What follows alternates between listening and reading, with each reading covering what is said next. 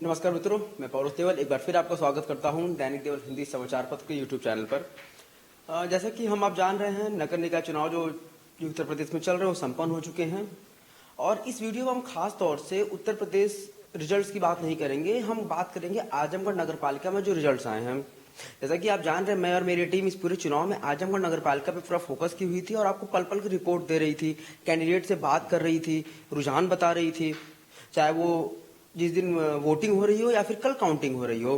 कल काउंटिंग वाले दिन भी मैं मेरी टीम पूरी तरह से जो वेन्यू था वहां पर डीएवी कैंपस वहां पे उपस्थित थी और हमारे दैनिक देवल समाचार पत्र की जो व्हाट्सएप ऑफिशियल व्हाट्सएप ग्रुप है उसके माध्यम से हमारे सभी दर्शकों को और पाठकों को पल पल की रिपोर्ट भी दे रही थी कि पहले phase, second phase, third phase में जो काउंटिंग हो रही है उसमें क्या परिणाम आ रहे हैं। खैर, जो परिणाम अंत में आए वो सबके सामने हैं। बस उसी पे एक छोटा सा हम विश्लेषण लेके आपके सामने हाजिर हैं। अब जो रिजल्ट्स हैं वो कुछ लोग के लिए शॉकिंग भी थे और कुछ लोग के लिए बहुत पॉजिटिव थे। जैसे कि आजमगढ़ नगर पालिका की बात करें तो समाजवादी पार्टी के उम्मीदवार सरफराज आलम को यहाँ जीत मिली है। तो पहले तो हमें सुन लेते हैं कि सरफराज आलम जी जीतने के बाद क्या कह रहे थे मीडिया बंधुओं से। आइए पहले आपको ये सुनाते हैं। सबसे पहले मैं अपने संगठन के वरिष्ठ गण जो भी लोग हमारे नेता हैं जनपद आजमगढ़ में, सभी लोगों का मैं बहुत आभार व्यक्त करता हूँ। आदरणीय मंत्री जी का, आदरणीय अध्यक्ष जी का और हमारे संगठन यही है, हमारे ऊपर विश्वास जताया है। बाकी अभी अनाउंसमेंट जैसा कि आप देख ही रहे होने वाली है आगे आजमगढ़ जनता का हम अभी बहुत आभार व्यक्त करते हैं, तहे दिल से बहुत शुक्रिया अदा करते हैं और अपने समाजवादी पार्टी के राष्ट्रीय अध्यक्ष जी का बहुत बहुत धन्यवाद मुबारकबाद देते हैं उनको। तो संगठन ने हम पे भरोसा जताया तो शहर के लोगों ने भी बहुत साथ दिया। जैसे कि आप सुन रहे थे सरफराज आलम जी को। खैर, समाजवादी पार्टी के कैंडिडेट है, उनको जीत मिल चुकी है। आने वाला 5 साल का इनका कार्यकाल जैसा भी होगा उस पर हम साल दर साल दिन पर दिन भी विश्लेषण करते रहेंगे और हमारा प्रयास यही रहेगा किसी तरह का भ्रष्टाचार इस नगर पालिका में भविष्य में ना हो पाए। इनके कार्यकाल में हम तो यही उम्मीद करते हैं। खैर, अब बात कर लेते हैं उन दो कैंडिडेट्स की भी जो इस फाइट में बहुत ही लगातार बने हुए थे। पहले भारत रक्षा दल के मुखिया हरकेश विक्रम श्रीवास्तव जी और दूसरे हैं भाजपा से उम्मीदवार अभिषेक जायसवाल दीनू जी।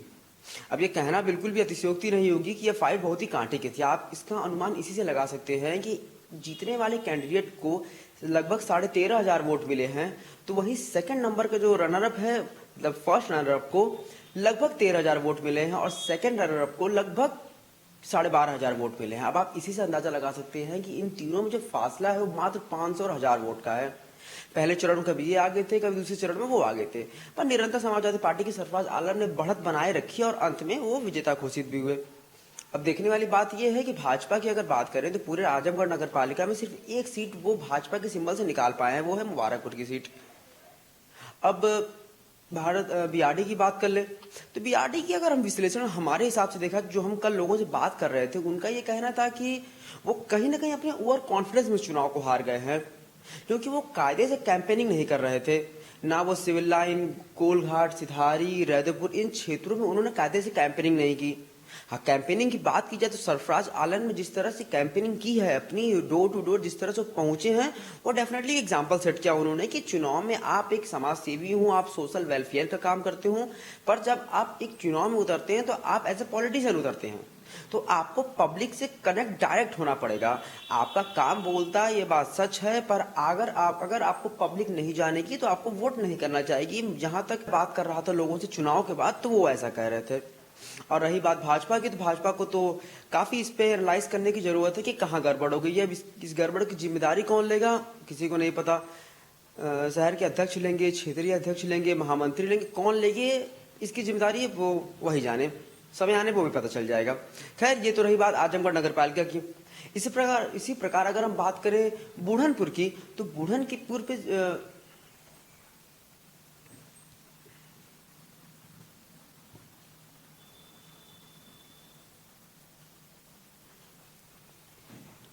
खैर, यह तो बात रही आजमगढ़ नगर पालिका की। अब हम बात करेंगे बुढ़नपुर की। बुढ़नपुर पे जहां मनसा राम जी जो निर्दल प्रत्याशी उन्होंने जीत अर्जित की है।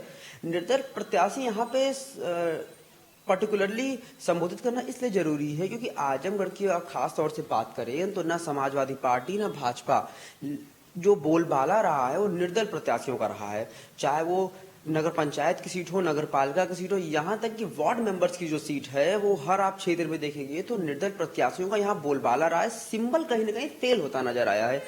अब दो चीजें हो सकती हैं, या तो जनता प्रोग्रेसिव हो गई है या फिर उन पे विश्वास नहीं रह गया है। और अब आप अपनी टीवी स्क्रीन पर बाकी प्रत्याशियों की सूची भी देख सकते हैं।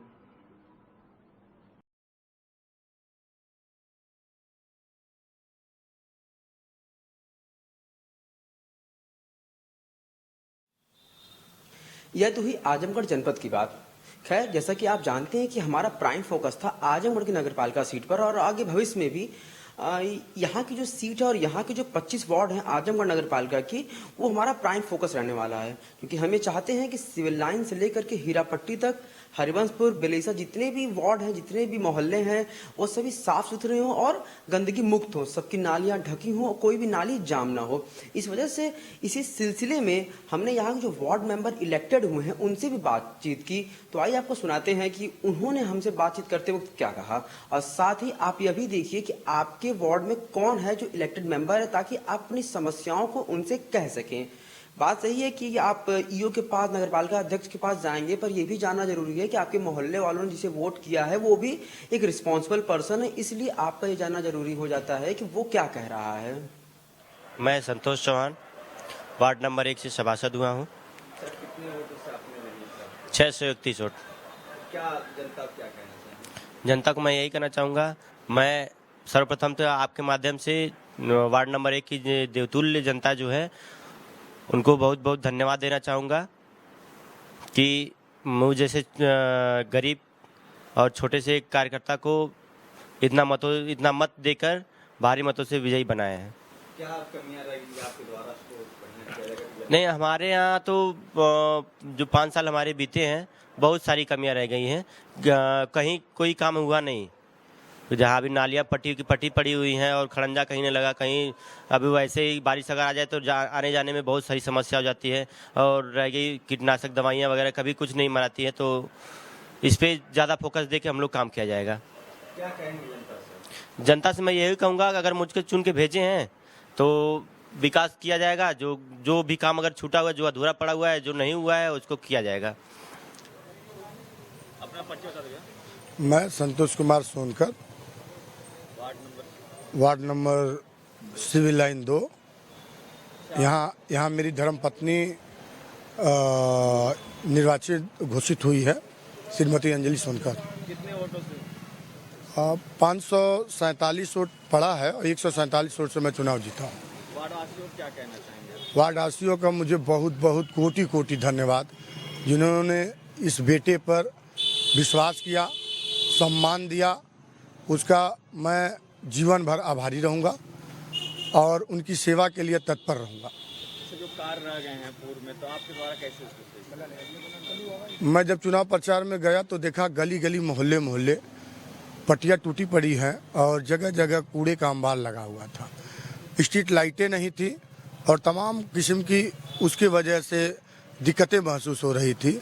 मेरा प्रयास रहेगा कि इस पूरे 5 साल अपनी जनता का सेवा करूंगा और उनकी जो भी परेशानी होगी उन्हें दूर करने की कोशिश करूंगा। विशाल श्रीवास्तव, वार्ड नंबर 19 का सभासद रहा हूं मैं। इस समय वर्तमान में मेरी मिसेज यहाँ की सभासद हुई है।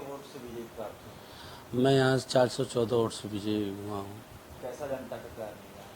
पूरा भरपूर प्यार मिला है, क्योंकि मैंने भी पूरे 5 साल अपने वार्ड में पूरा जनता के प्रति काम किया है और जनता ने भी उसका रिस्पांस मुझको एक तरफा वोट दे के किया है। कैसे और नया कार्य करेंगे?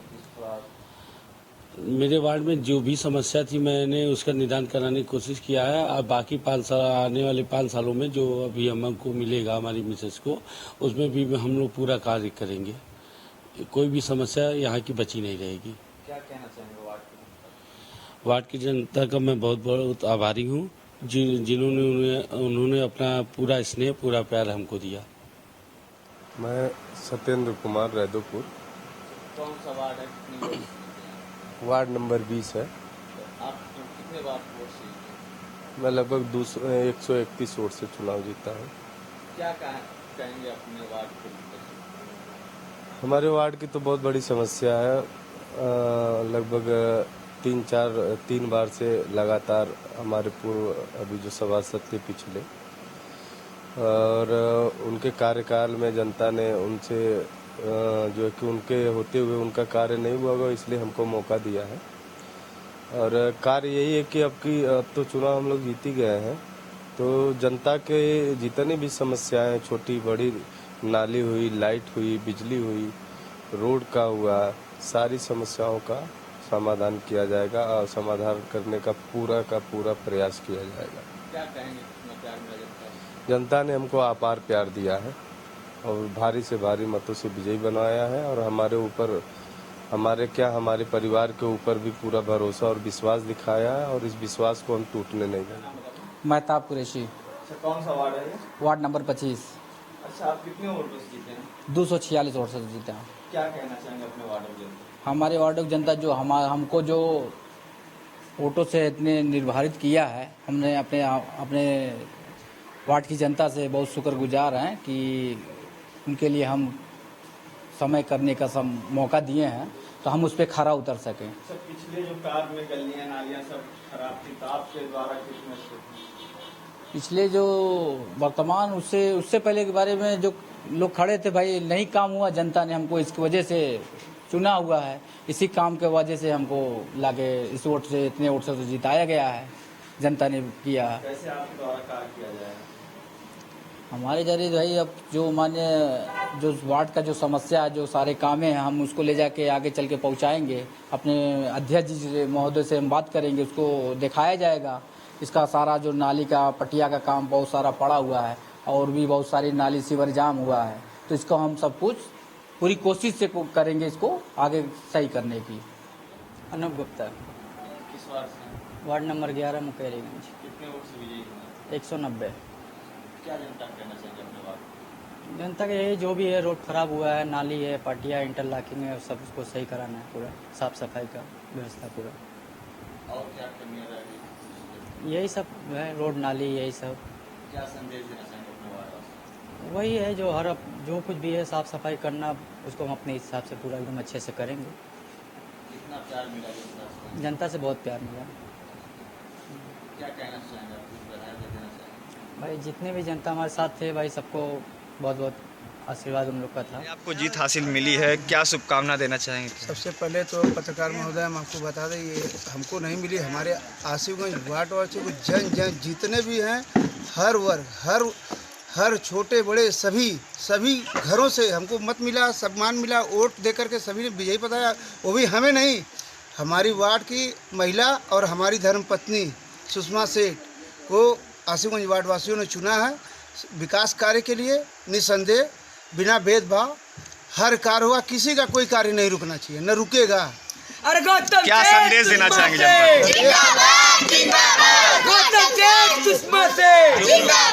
जनता आप सभी नगरवासियों को और वार्डवासियों को यही संदेश देना चाहते हैं, बेहतर सफाई व्यवस्था, बेहतर जल व्यवस्था ज़्यादा से ज़्यादा हमारे प्रत्याशी द्वारा बोर्ड में उठाया जाएगा, और नगर पालिका प्रशासन के सहयोग से हर कार्य को संभव किया जाएगा। और सबसे पहला काम आसिफगंज से दलाल घाट वाली रोड, ये चाहे जैसे भी इसको हर हालत में इसको उठाया जाएगा बोर्ड में, सबसे पहला लक्ष्य है। नंबर 9 बदरका कुंदीगढ़। अच्छा, इतनी बढ़िया आपको जीत हासिल हुई, क्या संदेश देना चाहेंगे? भाई संदेश तो मैं बदरका कुंदीगढ़ की सम्मानित जागरूक जनता को हृदय की गहराइयों से धन्यवाद देना चाहता हूँ कि पुनः मुझे ऐतिहासिक वोटों से जिताया है, और जनता का एक तरीके से मेरे ऊपर कर्ज है, और मैं पूरी ईमानदारी से उस कर्ज को उतारने का काम करूँगा। क्या विकास रहेंगे? देखिए, अब तो एक तरीके से कह लीजिए कि हम लोगों की ट्रिपल इंजन की सरकार हो गई। सदर विधायक भी हमारा पार्टी के हैं, चेयरमैन भी हमारे पार्टी के हो गए, अब मैं सभासद भी उनकी पार्टी का हूँ। तो अब विकास में कहीं भी अवरोध उत्पन्न नहीं होगा, क्योंकि जो चेयरमैन हुए हैं वो बहुत ही मजबूत और बहुत ही पहुँच और पकड़ वाले चेयरमैन हुए हैं। तो शासन स्तर पे जो भी बजट का मामला रहेगा, उसको वो बहुत ही आसानी से उसको लेकर आ पाएंगे।